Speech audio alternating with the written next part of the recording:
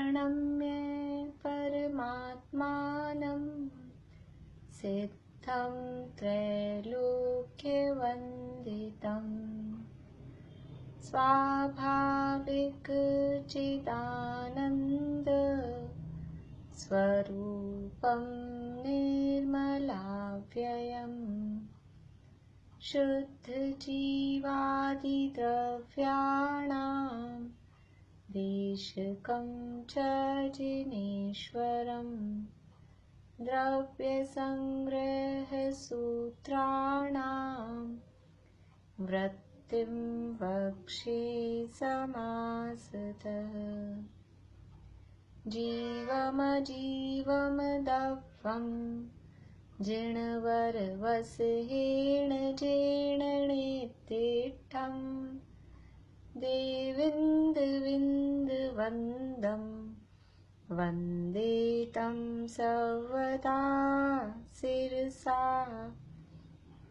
कहे जीव अजीव जिनवर वृषभ ने लोक में वे वंद्य सुरपति वृंद से वंदन करूं कर जोड़ पुक्कल कम्मादीनं कत्तावहार दो दुनिच्छय दो चेदन कम्माणादा शुद्ध नया शुद्ध भावाणम। तीनों कालों में एक सम्यक दर्शन ही है जो मुक्ति का कारण है, और कोई काल लब्धि आदि वास्तव में वो मुक्ति का कारण नहीं है। सम्यक दर्शन ही, और सम्यक दर्शन भी कौन सा कहा? वीतराग सम्यक्त या निश्चय सम्यक्त, वही तीनों काल में मुक्ति का कारण है।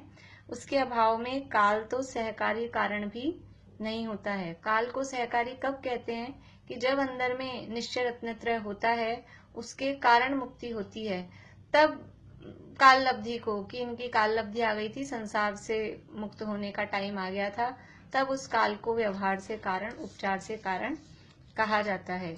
जो जीव आज तक सिद्ध हुए हैं, भूतकाल में हुए थे, अभी हो रहे हैं, भविष्य में होंगे, वो सब एकमात्र सम्यक्त्व का ही महिमा है। तो उस सम्यक्त की महिमा के लिए वंदना भाभी पहले भजन सुना रही, दिग दिग जीवन समकित बिना, फिर हम आगे चर्चा करते हैं।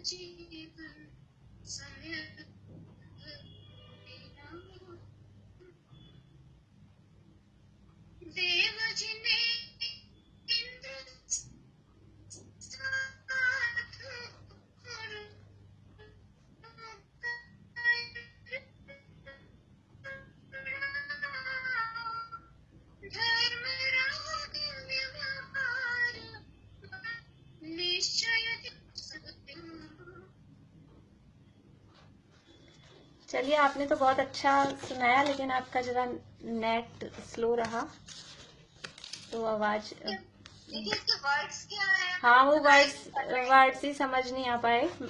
सही बात है, वो नेट की थोड़ी कमी रह गई। देखिए अच्छा रहती हो। देखिए क्या है इसमें, मैं बता देती हूँ। अच्छा है आपके पास ज्योति? मेरे पास तो है, मेरे को वो मैं तो है? हाँ, वो मेरे को इसमें शेयर करने की ध्यान वो पहले से करना पड़ता है मुझे, वो नीचे। देखिए मैं बता देती हूँ, जो स्टैंजा है उसी में बता देती हूँ। सबसे पहले कहा धिक धिक जीवन समकित बिना, सम्यक के बिना जीवन को धिक्कार है। ये जीवन किस लिए है कि अगर सम्यक तो अभी पहले अर्थ देख लें। जैसे सम्यक तो नहीं है तो उस जीवन को धिक्कार है। दानशील तप व्रत श्रुत पूजा, आत्म हितना एक गिना। दान दिया, शील पालन किया, तप किए, व्रत श्रुत पूजा सब किया, लेकिन आत्मा के हित नहीं किया तो वो धिक्कार है। इन सब चीजों को धिक्कार है। यदि सम्यक तो प्राप्त नहीं किया तो जितनी भी क्रियाएं की वो सब क्रियाएं व्यर्थ हैं। इसलिए कह रहे हैं धिक धिक, धिक्कार है जीवन को, ये हमारा जीवन व्यर्थ है। धिक्कार है मतलब व्यर्थ है यदि सम्यक तो प्राप्त नहीं किया। जो बिनु कंत कामिनी शोभा, कंत कहते हैं पति को। पति के बिना कामिनी यानी पत्नी की क्या शोभा है? बहुत सजे संवरे और पति ही नहीं हो तो उसका सजना संवरना किस काम का? जो बिनु कंत कामिनी शोभा यानी वो पति के बिना स्त्री यदि श्रृंगार करती है तो वो धिक्कार की पात्र है। पति ही नहीं है और श्रृंगार सत्संवर के बैठी हैं तो वो धिक्कार की पात्र है। अंबुज बिन सरोवर सुना, सरोवर है और उसमें कमल ही नहीं है। सरोवर की शोभा किससे है? सरोवर की शोभा कमल से है। तो ये जीवन की शोभा सम्यक्त्व से है। जैसे स्त्री की शोभा पति से है, सरोवर की शोभा कमल से है। जैसे बिना एकड़े बिंदी, जीरो लगा दी बहुत सारी। नंदीश्वर द्वीप के हमने देख लिया कितना विस्तार है, जीरो तो बहुत सारी लगा दी और आगे वो लगाया ही नहीं 163 करोड़ 84 लाख, वो तो आगे लगाया नहीं और जीरो बहुत सारी लगा दी करोड़ों की। तो उस जीरो का क्या मतलब है? जैसे बिना एकड़े बिंदी, एक के बिना बिंदी यानी जीरो कितनी भी लगाएं उनकी कोई वैल्यू नहीं है। त्यों समकित बिन सरब गुना, ऐसे ही सम्यक के बिना जितने भी गुण हैं, जो दुनिया में गुण कहे जाते हैं, वो सारे गुण यानी ऊपर जो कहा था दान शील तप व्रत पूजा भक्ति जो भी है ये सब जीरो हैं, अकेले जीरो हैं, बिना एकड़े के जीरो हैं। उस सारे गुणों की कोई वैल्यू नहीं है, कोई कीमत नहीं है। जैसे भूप बिना सब सेना, सेना तो बहुत सारी है, राजा ही नहीं है, राजा पकड़ में आ गया, राजा मर गया, अब वो सेना का क्या वैल्यू है? कोई वैल्यू नहीं है। जैसे भूप बिना सब सेना, नींव बिना मंदिर चुनना, नींव तो बनाई नहीं, भरी नहीं, नींव लगाई नहीं और ऊपर बहुत 4 मंजिल का मकान खड़ा कर दिया, महल बना दिया, वो महल टिकेगा कितने दिन? जब तक नींव नहीं होगी। जितनी ऊपर मंजिलें चढ़ाई जाती है उतनी ही गहरी नीचे नींव होती है। 4 मंजिल का मकान बनाना है तो 4 मंजिल नीचे नींव होती है और इसी आधार पे वो डिसाइड करते हैं कि अब इसमें ऊपर मंजिल चढ़ेगी कि नहीं चढ़ेगी, नींव कितनी गहरी है। तो नींव तो आपने भरी ही नहीं और महल बना दिया, ताश का महल खड़े कर दिए खाली, तो उससे क्या होगा? तो ये सम्यक के बिना ये जितनी भी बाहर में क्रियाएं कर रहे हैं ये बिना नींव के महल हैं, उसकी कोई कीमत नहीं है, वो कब तक टिकेगा? बेकार है, कभी भी नष्ट रह जाएगा। जैसे चंद बिहुनी रजनी, रजनी यानी रात्रि, चंद्रमा के बिना रात्रि कैसी लगती है? सुनी सुनी। रात्रि हो और चंद्रमा हो तो वो पूर्णिमा की रात्रि हो, शुक्ल पक्ष की रात्रि हो तो वो रात्रि अच्छी लगती है, वरना चंद्रमा के बिना रात्रि क्या है? काली अंधियारी है। तो जैसे चंद बिहुनी रजनी, इन्हें आदि जानो निपुणा, ये सब उदाहरण दिए हैं, इन उदाहरणों से जानो कि जीवन में सम्यक्त्व का क्या महत्व है। धिक धिक जीवन समकित बिना, देव जिनेन्द्र साधु गुरु करुणा, धर्म राग व्यवहार भना, जो कल हमने देखा था ना सराग सम्यक्त्व। तो जिनेन्द्र देव हैं, साधु हैं, गुरु हैं, करुणा रूपी धर्म है। देव कौन है? हमारे जिनेन्द्र भगवान। साधु कौन है? गुरु कौन है? वो निर्ग्रंथ मुनिराज। और धर्म क्या है? धर्म क्या है? करुणा रूप धर्म। ये क्या कहा? व्यवहार भना, ये व्यवहार से कहा है। देव जिनेन्द्र साधु गुरु करुणा धर्म राग व्यवहार भना निश्चय देव धर्म गुरु आत्म। ये बाहर से जिनेन्द्र भगवान देव हैं, साधु मुनिराज गुरु हैं, दया में धर्म है, ये व्यवहार से है। निश्चय से देव शास्त्र गुरु क्या है? निश्चय देव धर्म गुरु आत्म ध्यानत गई मन वचन तना। निश्चय से अपना आत्मा ही देव है, वही गुरु है, वही धर्म है, और वही उसको जब ग्रहण करेंगे, उसमें उपयोग लगाएंगे, तो वही वास्तव में उसी का नाम सम्यक दर्शन है और उसी से जीवन की शोभा है। तो यहाँ जीवन में सम्यक्त्व का क्या महत्व है, इसके लिए ये ज्ञानत राय जी का भजन है, दिख दिख जीवन समकित बिना। हो सकता है मेरे पास इसकी ऑडियो भी हो, अगर होगी तो मैं डाल दूंगी ग्रुप पे, आप लोगों को इच्छा हो सुनने की तो देखिएगा। हाँ, मैं भेज दूंगी ग्रुप में। ये सम्यक्त्व की क्या महिमा है, सम्यक दर्शन का जीवन में क्या महत्व है। यानी अभी सम्यक दर्शन नहीं है तो ये सारे जो उदाहरण दिए ना, हमारा जीवन कैसा है, बिना एकड़े के जीरो चल रही है, जितने भी हम कर रहे हैं, और वो सब बढ़िया कब हो जाएगा कि सम्यक्त्व से जीवन शोभित हो जाएगा। तो यही सारे काम वो समझ लीजिए वैल्यूएबल हो जाएंगे। और एक सम्यक दर्शन नहीं है तो सारा काम बेकार है, कुछ नहीं, मतलब नहीं है, सारी मेहनत बेकार हो गई। जैसे पूरे साल पढ़ाई करें, आईएएस की तैयारी कर रहे हैं जोर शोर से, जैसे अभी इस साल हुआ ना बच्चों का, सीए की तैयारी कर रहे हैं, कंपटीशन एग्जाम की तैयारी कर रहे हैं, और एग्जाम ही नहीं हुआ, एग्जाम ही नहीं दिया, फिर क्या हुआ? एग्जाम नहीं दिया तो वो बेकार गई ना सारी। अब हमने व्रत किया, तप किया, उपवास किया, पूजा की, भक्ति की, वो सब तो किया, लेकिन वो उन सब आयोजनों का प्रयोजन क्या था? ये जो सारे काम किए, इनका प्रयोजन क्या था? प्रयोजन तो ये था ना सम्यक दर्शन की प्राप्ति हो। वो प्रयोजन तो पूरा ही नहीं हुआ, सम्यक की प्राप्ति हुई नहीं, तो वो सारा बेकार हो गया, कोई मतलब ही नहीं रहा। सारा काम किया लेकिन असली काम नहीं किया, तो सब व्यर्थ है। इस तरह से यहाँ सम्यक की महिमा बताई है।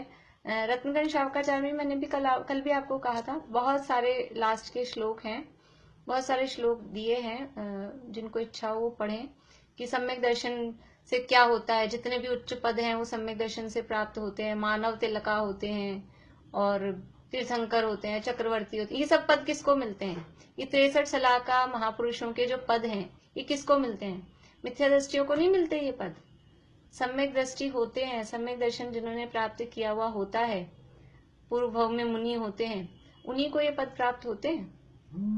इसलिए जितने भी गुण हैं, सम्यक दर्शन वो नींव है, जैसे अभी यहाँ कहा ना, जड़ है, जो वृक्ष है, मोक्ष मार्ग रूपी वृक्ष है, उस वृक्ष की नींव के बिना, जड़ के बिना जैसे वृक्ष, उसकी कोई वैल्यू नहीं है, वैसे ही सम्यक दर्शन के बिना ये चारित्र तो है वृक्ष, और सम्यक दर्शन है उसकी जड़।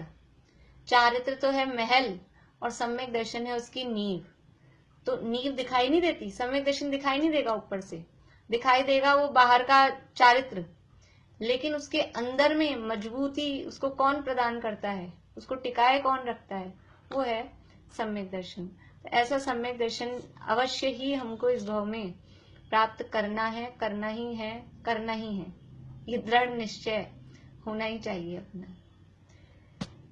ये बात अपनी हुई। अब यहाँ ये पेज नंबर 77 पे, इस प्रकार काल द्रव्य के व्याख्यान की मुख्यता से 5वें स्थल में 2 गाथाएं पूर्ण हुई। इस प्रकार 8 गाथाओं के समुदाय से 5 स्थलों में पुद्गल आदि 5 प्रकार के अजीत द्रव्यों के कथन रूप से दूसरा अंतराधिकार पूर्ण हुआ। ये अंतराधिकार क्या है और ये स्थल क्या है? कौन बताएंगे जो देख के आए हैं? देखा तो नहीं दीदी, मुझे लग रहा है जहाँ से अजीब द्रव्य की हमने पढ़ना चालू किया ना, जीव को छोड़ के। रुकिए, निशा आंटी बोलिए। अंतराधिकार तो 1 से लेकर 27 तक शुरू का पहला अधिकार है, और फिर जो द्वितीय अधिकार में वो पॉइंट्स जो दिए हैं वो उसके स्थल बताए हैं आपने। मुझे एक्चुअल डेफिनेशन नहीं मालूम है इनकी, मैं पूछना भी चाहती हूँ व्हाट इज अंतराधिकार। डेफिनेशन का मतलब, डेफिनेशन मीन्स अपने को परिभाषाएं नहीं सीखनी है, लेकिन 3 तो मुख्य अधिकार हैं द्रव्य संग्रह में। 3 मुख्य अधिकार हैं। ये पहला अधिकार चल रहा है षड द्रव्य पंचास्ती का है। उनकी जो भेद करके लिखा वो फिर स्थल हो गए इसके। हाँ, तो ये तो मेन अधिकार है, षड द्रव्य पंचास्ती का है, ये मेन अधिकार है। फिर इस मेन अधिकार में और डिवीजन किए, तो और डिवीजन किए वो कहलाएंगे अंतराधिकार। और कोई बताएंगे? सुलोचना भाभी बोल रहे हैं, बोलिए। पहले अधिकार में 3 अंतराधिकार हैं। उसके पहले अंतराधिकार में 6 द्रव्यों का वर्णन है। पहले में जीव द्रव्य का वर्णन है, फिर दूसरे में अजीव द्रव्य का वर्णन है, फिर तीसरे अंतराधिकार में पंचास्ती इकाई का वर्णन है। हाँ। तो ये दूसरा अंतराधिकार है, उसमें 5 स्तरों पे, पहले स्तर पे तो अजीव के मतलब अजीव द्रव्य कौन कौन से हैं वो बताया गया है। फिर दूसरे स्तर पर उत्कल द्रव्य की विभाव व्यंजन पर्याय का वर्णन किया गया। फिर तीसरे स्तर पर धर्म और अधर्म द्रव्य के बारे में बताया गया, और फिर चौथे स्तर पर आकाश द्रव्य के बारे में 2 गाथाओं में वर्णन किया गया, और 5वें स्तर पर काल द्रव्य के बारे में 2 गाथाओं में वर्णन किया गया। हाँ, इस तरह से बढ़िया बढ़िया। देखिए, मेन जो ये अपना ग्रंथ है द्रव्य संग्रह, शुरू में अपन ने जब स्टार्ट किया था देखा था द्रव्य संग्रह ग्रंथ में। हाँ जी, ये पहला अंतराधिकार है ना, 1 से लेके 22 गाथा तक, ये 2 अंतराधिकार हुए। नहीं, 1 से लेके 14 तक पहला अंतराधिकार है, जहाँ जीव का वर्णन है। मैं बताती हूँ, ये देखिए आप लोग निकालिए पेज नंबर 2। पेज नंबर 2 पे ये आजकल तो क्या इंडेक्स बनाते हैं, अपन इंडेक्स बनाते हैं, और पुराने जमाने में इंडेक्स को ऐसा लिखते थे रिटन में, पूरा उस तरह से नहीं बनाते थे। तो ये पूरा समझ लीजिए विषय है यहाँ पेज नंबर 2 और 3 पे। और अपने जो नोट्स है उसमें भी शुरू में जो इंडेक्स बनाया हुआ है, उस इंडेक्स में इसी तरह की चीज है, वो मैंने इंडेक्स रूप में बनाया है उसको। देखिए, बीच वाला पैरा है, वहां प्रथम जीवम जीवम दव्यम इत्यादि 27 गाथा पर्यंत 6 द्रव्य पंचास्ती काय का प्रतिपादन करने वाला प्रथम अधिकार है। ये पहला अधिकार है 1 से 27 गाथा तक। उसके बाद में फिर 11 गाथा पर्यंत 7 तत्व 9 पदार्थ के प्रतिपादन वाला दूसरा अधिकार है, और उसके बाद में 20 गाथाओं में तीसरा अधिकार है। ये तो मेन अधिकार हो गए, यानी बृहद द्रव्य संग्रह, उसके 3 अधिकार, पहला, दूसरा, तीसरा। पहला अधिकार है 1 गाथा, पहली गाथा से 27वीं गाथा तक। उसमें भी आदि के प्रथम अधिकार में 14 गाथाओं में जीव द्रव्य का व्याख्यान है। तो ये पहला अंतराधिकार हुआ जीव द्रव्य के व्याख्यान वाला। फिर दूसरा अंतराधिकार होगा अजीव द्रव्य के व्याख्यान वाला, और तीसरा अंतराधिकार है पंचास्ती काय के व्याख्यान मतलब उनका वर्णन करने वाला। तो एक पहली गाथा से 14वीं गाथा तक तो जीव का ही वर्णन हुआ, जीवो वो मो से लेकर, पहली बोलो या दूसरी बोलो, दूसरी से लेकर और 14वीं गाथा तक जीव के 9 अधिकारों का वर्णन किया। ये पहला अंतराधिकार का मतलब है। और उसके इंटर एक अपन ने चैप्टर बनाया, फिर चैप्टर में और सबटाइटल्स होते हैं।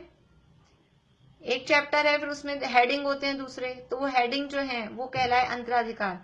फिर एक बड़े हेडिंग में भी और छोटे हेडिंग होते हैं, तो वो और उसके स्थल कहलाएंगे। ऐसा एक तो चैप्टर, बुक, ये द्रव्य संग्रह है बुक, फिर बुक के चैप्टर्स वो उसके अधिकार, फिर जो चैप्टर्स हैं उनमें भी कुछ मेन हेडिंग होते हैं, कुछ टॉपिक होते हैं, तो वो जो टॉपिक है चैप्टर के अंदर वो कहलाएंगे अंतराधिकार। और फिर उस टॉपिक में भी अंदर समझ लीजिए और थोड़े सब डिवीजन, कुछ और पॉइंट्स होते हैं, तो वो उसके स्थल कहलाते हैं। तो यहाँ ये 14 गाथाओं में पहला अंतराधिकार, इसके बाद में अजीवो पुण्यों से लेकर 8 गाथाओं में, यहाँ 22वीं गाथा तक ये दूसरा अंतराधिकार। इसमें अजीव द्रव्य का वर्णन है। पहले में जीव का वर्णन था, अब अजीव द्रव्य का वर्णन 15वीं गाथा से लेके और यहाँ तक अजीव द्रव्यों का वर्णन हुआ। इसके बाद में अब जो गाथाएं बची हैं 23 नंबर से लेकर और 27 नंबर तक, ये 5 गाथाओं में पंचास्ती काय का वर्णन है। तो अधिकार का नाम था षड द्रव्य पंचास्ती काय। तो पहले जीव द्रव्य का वर्णन किया, फिर अजीव द्रव्यों का वर्णन किया, और अब 5 गाथाएं जो है उनमें पंचास्ती काय का वर्णन करेंगे। तो जो अब ये दूसरा अंतराधिकार है 15 गाथा से लेकर और 22 गाथा तक, इसमें 5 स्थल बताए।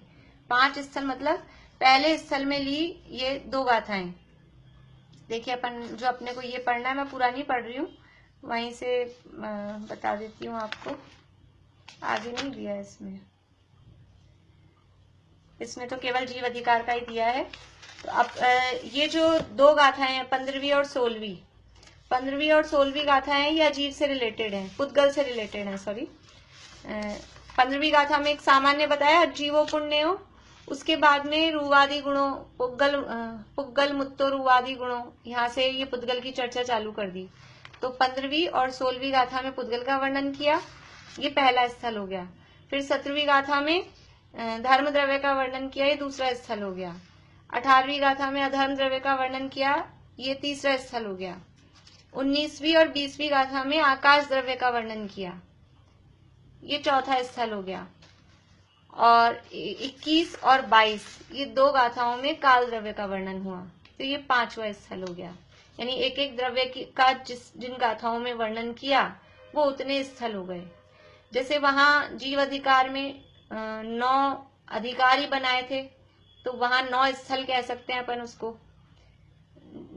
जैसे जीवो वोग मो उपयोग में के लिए 1 गाथा दी, फिर अमूर्तिक, फिर कर्ता, नहीं सॉरी, जीवों के लिए 1 गाथा दी, उपयोग में के लिए 3 गाथाएं दी, तो वो 3 गाथाओं का एक स्थल हो गया। ऐसे वो ग्रुप बनाए।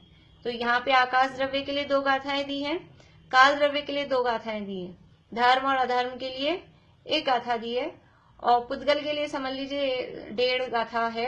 एक तो सामान्य वर्णन है, लेकिन अपन दोनों को पुद्गल में शामिल करके इस तरह से कह सकते हैं। तो ये 5 स्थल हो गए।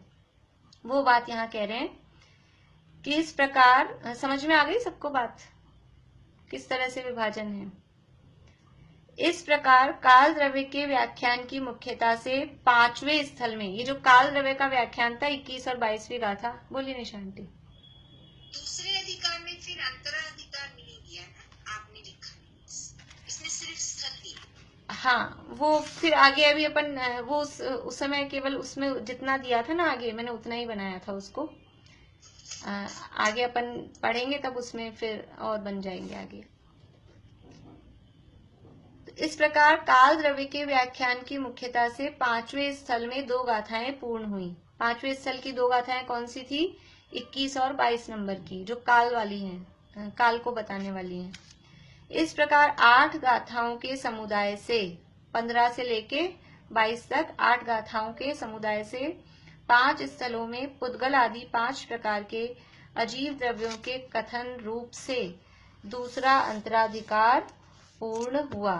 ये दूसरा अंतराधिकार भी पूर्ण हुआ। पहला था जीव अधिकार और दूसरा हो गया ये अजीव अधिकार। अब 5 गाथाओं तक पंचास्ती काय का व्याख्यान करते हैं। अब 5 गाथाओं का ये तीसरा अंतराधिकार शुरू हो रहा है।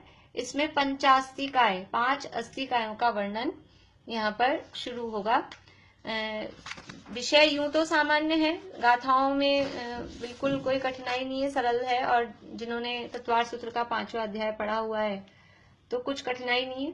बस नई बात कहाँ आएगी, वो टीका में आएगी। नई बात जो भी आएगी, विशेष जो वर्णन है वो टीका में ही है।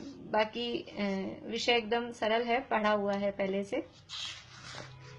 उनमें भी प्रथम गाथा के पूर्वार्ध से 6 द्रव्यों के व्याख्यान का उपसंहार और उत्तरार्ध से पंचास्ती काय के व्याख्यान का प्रारंभ करते हैं। एक गाथा होती है 2 पंक्ति की, 2 लाइन की एक गाथा है, तो ऊपर वाली फर्स्ट लाइन को बोलते हैं पूर्वार्ध और नीचे वाली सेकंड लाइन यानी उसको बोलते हैं उत्तरार्ध। और एक लाइन के भी 2 पार्ट्स होते हैं, समझ लीजिए। इसमें तो कॉमा जैसे नहीं होता है, लेकिन फिर भी शुरू के जो 2 शब्द हैं वो कहलाते हैं प्रथम पाद, फिर सेकंड 2 शब्द होते हैं वो कहलाते हैं द्वितीय पाद, फिर ऐसे नीचे वाली लाइन के भी 2-2 पाद, जैसे 4 पाद या 4 चरण कहें, पाद चरण वो सब उसी के अर्थ में है, एक ही अर्थ में है। तो ऐसे गाथा कही जाती है, उसका प्रथम पाद, द्वितीय पाद। जब टीका लिखते हैं ना आचार्य देव, तो ऐसा कहते हैं प्रथम पाद में ये कहा, अंतिम चरण में ये कहा। तो वो थोड़ा हमको शब्द ख्याल में रहे तो यहाँ जो शब्द आए हैं पूर्वार्ध और उत्तरार्ध, तो पूर्वार्ध मतलब फर्स्ट लाइन ऊपर वाली, उत्तरार्ध मतलब नीचे वाली लाइन। गाथा बोलते हैं, कौन बोलेंगे साथ में? पूर्णिमा आंटी आप बोलिएगा। एवं छभ्येयमिदम् जीवा जीवपभेददोदवम्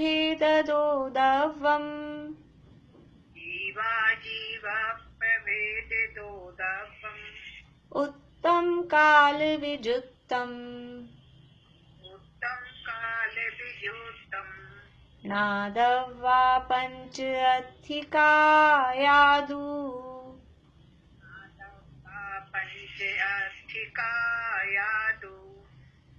हाँ सुनीता आंटी आप बोलिएगा अब।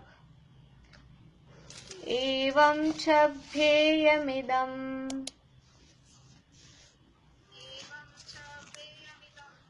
जीवा जीवपभेददोदवम्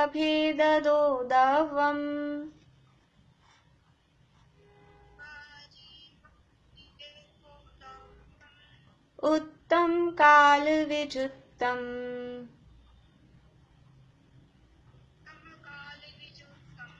णादवा पंच अधिकायादु।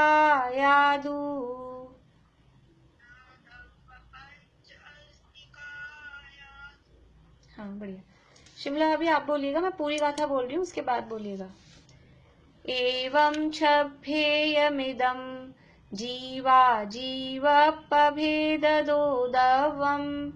उत्तम काल विजुक्तम् णादवा पंच अधिकायादु।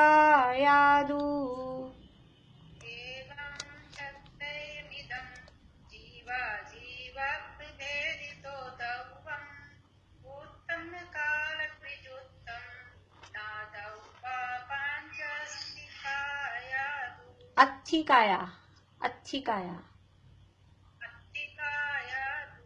बढ़िया। देखिए एवं यानी इस प्रकार, छभ्येयम इदम, छह भेद, इदम यानी ये, एवं छभ्ये, छह भेद, छभ्येयम इदम, मिदम है, छभ्येयम और इदम, मिदम में से शब्द निकलेगा इदम। एवं इस प्रकार, छभ्ये छह भेद वाला, इदम यानी यह, जीव अजीव जीवा जीवप भेद दो, जीव और अजीव पभेद दो, जीव जीव अजीव पभेद दो, जीवा जीव पभेद दो, यानी जीव और अजीव के प्रभेद से। ये जो इस प्रकार जीव और अजीव के प्रभेद, प्रभेद किसे कहते हैं? Sub division. एक तो पहले डिवीजन करते हैं, भेद करते हैं, फिर उनके प्रभेद। जैसे कर्मों के भेद कितने हैं? तो कर्मों के 8 भेद, मुख्य द्रव्य कर्मों के हिसाब से कहें तो 8 भेद। फिर उनके प्रभेद कितने हैं? तो प्रभेद 148। उनके और भेद करेंगे ना, ज्ञानावरण के 5, दर्शनावरण के 9, मोहिनी के 28, तो वो 148 क्या है? वो 148 है प्रभेद। समझ लो जैसे पुत्र और प्रपोत्र जैसे है वो भी प्रभेद ही है। एक तो पुत्र बेटा, फिर पोता, तो भेद का भेद ऐसा। तो इस प्रकार से जीव और जीव और अजीव के प्रभेद से ये जो दव्वम यानी द्रव्य है वो 6 भेद वाला होता है, यानी 6 प्रकार के होते हैं। उत्तम काल विजुक्तम, उत्तम यानी जो कहे गए हैं ये 6 द्रव्य, उनमें से काल विजुक्तम, काल को वियुक्त मतलब काल को रहित करो, काल को अलग करो, वियुक्त करो यानी काल को अलग करो। इन 6 द्रव्यों में से काल विजुक्तम, काल को छोड़कर, ना दव्वा जानना चाहिए, पंच अस्थिकायादु, 5 अस्थिकाय जानना चाहिए। दु यानी इनको दु पाद पूर्ति के लिए लगाया है शब्द। एवं छभ्येयम इदम जीव अजीव पभेद दो दव्वम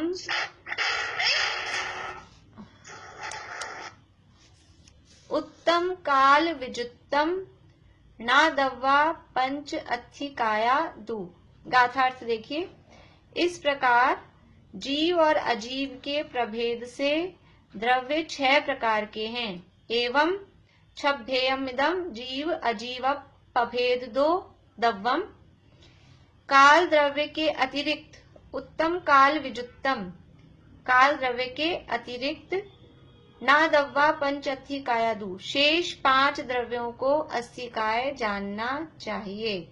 तो इस प्रकार ये जो पीछे जो बात चली ना उसका वो बता रहे हैं, अब कंक्लूजन यानी उपसंहार कर रहे हैं, समराइज कर रहे हैं कि ऐसे जीव, क्योंकि हमने पहला जो अंतराधिकार लिया वो जीव द्रव्य के वर्णन वाला और दूसरा अंतराधिकार लिया वो अजीव द्रव्य के वर्णन वाला, तो ऐसे जीव और अजीव के भेद से ये जो द्रव्य हैं और इनके और प्रभेद किए, अजीव के प्रभेद किए, अजीव 5 प्रकार के हैं, जीव तो एक ही प्रकार का है, अजीव के 5 प्रकार किए, तो जीव और अजीव के जो प्रभेद किए सबको मिलाकर ये द्रव्य 6 प्रकार के हो गए। अब इन 6 द्रव्यों में से काल को छोड़कर, काल विजुत्तम, काल को अलग करें तो ये हो जाते हैं 5 अस्थिकाय। काल को छोड़कर बाकी के 5 द्रव्यों को 5 अस्थिकाय जानना चाहिए या अस्थिकाय जानो। फिर से गाथा बोलती हूँ, मीनू दी आप बोलिएगा गाथा। एवं छभ्येयमिदं जीवा जीव पभेद दो दवम उत्तम काल विजुत्तम णादवा पंच अधिकायादु। एवं छभ्येयमिदं जीवा जीव पभेद दो दवम उत्तम काल विजुत्तम णादवा पंच अधिकायादु। बढ़िया। देखिए टीका में कुछ खास बात नहीं है, वही बात बताई गई है, तो क्योंकि उपसंहार की गाथा थी इसलिए टीका भी अभी अपन पढ़ लेते हैं। टीका। एवं छभ्येयमिदं जीवा जीव पभेद दो दव्वम उत्तम। इस प्रकार पूर्वोक्त प्रकार से जीव और अजीव के प्रभेद से ये 6 प्रकार के द्रव्य कहे हैं। ये उत्तम शब्द ऊपर वाली लाइन से जुड़ेगा, दव्वम उत्तम, ये द्रव्य उत्तम यानी कहे गए हैं, ये द्रव्य कहे गए हैं। काल विजुत्तम नादव्वा पंच अस्थिकायादु, उन्हीं 6 प्रकार के द्रव्यों में से पंच अस्थिकाय रूप से,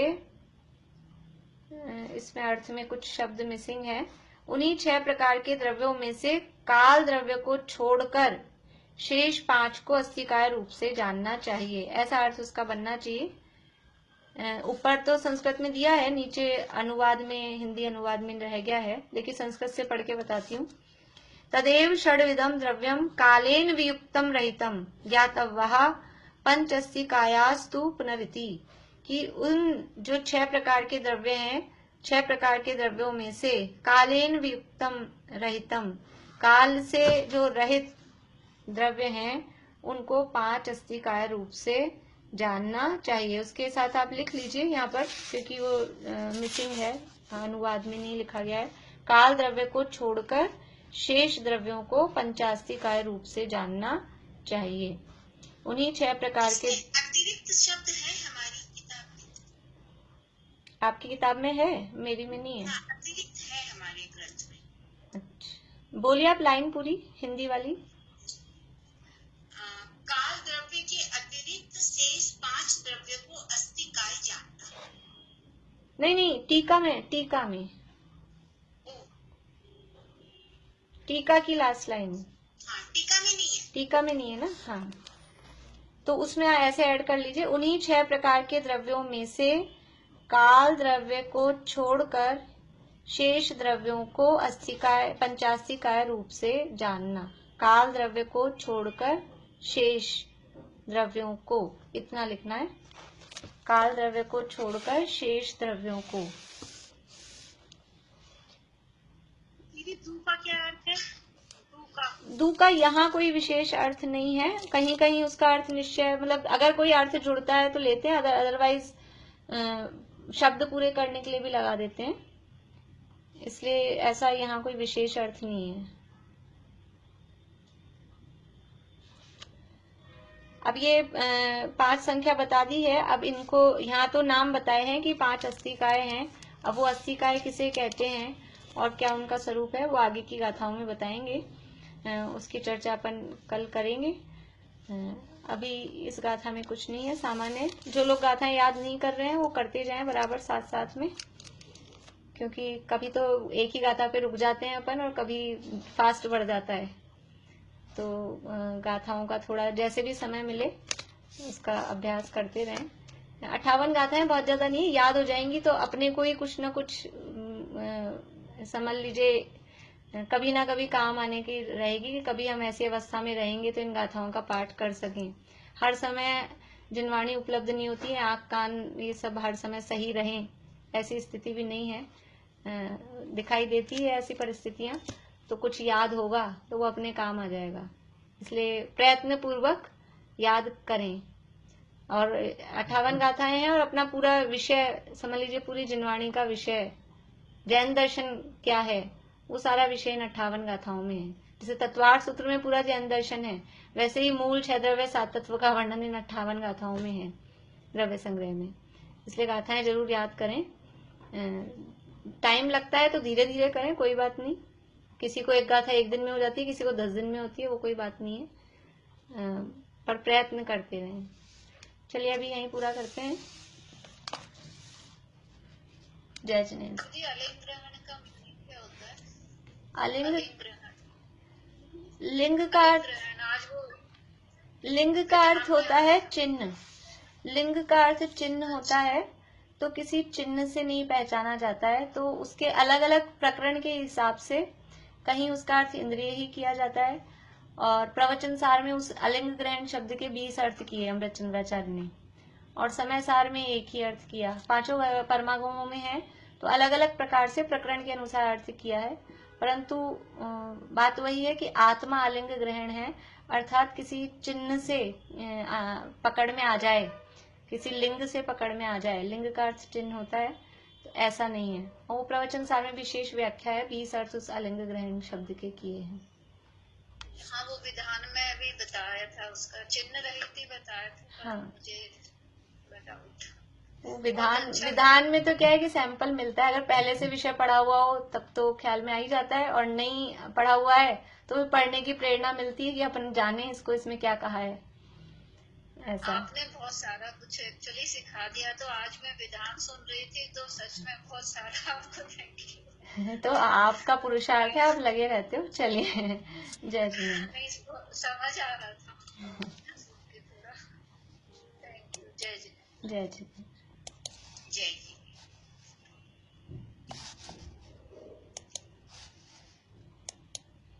ये जो मनीष जी का प्रवचन आ रहा है ना द्रव्य संग्रह पे, इसमें भी काफी उपयोगी बातें बताई है, मतलब ऐसी जानकारियां बहुत अच्छी।